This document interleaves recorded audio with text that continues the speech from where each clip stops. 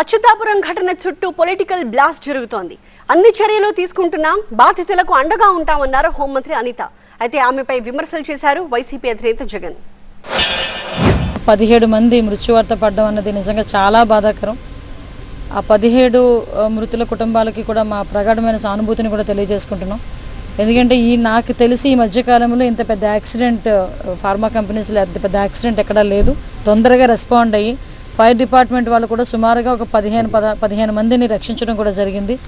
ఎందుకంటే సుమారుగా ఇందులోని 17 మంది మృత్యువాత పడిన తర్వాత దగ్గర 41 మంది ఇందులోని ఇంజ్యూరీస్ కూడా అందులో జరిగింది. అందులోని 8 మందిని ఆల్రెడీ వాళ్ళందరూ కూడా డిశ్చార్జ్ చేస్తున్నారు. ఇంకా 35 మంది వివిధ హాస్పిటల్స్లోని, ఇక్కడ వైజాగ్ మెడికవర్ హాస్పిటల్లోని, కిమ్స్లోని, ఇక్కడ ఉషా ప్రైమ్ హాస్పిటల్లోని, గాజువాక్లో కొంతమంది, ఇలా కొంతమంది కొన్ని హాస్పిటల్స్లో ఓవరాల్గా 35 మెంబర్స్ హాస్పిటలైజ్డ్ అయి ఉన్నారు.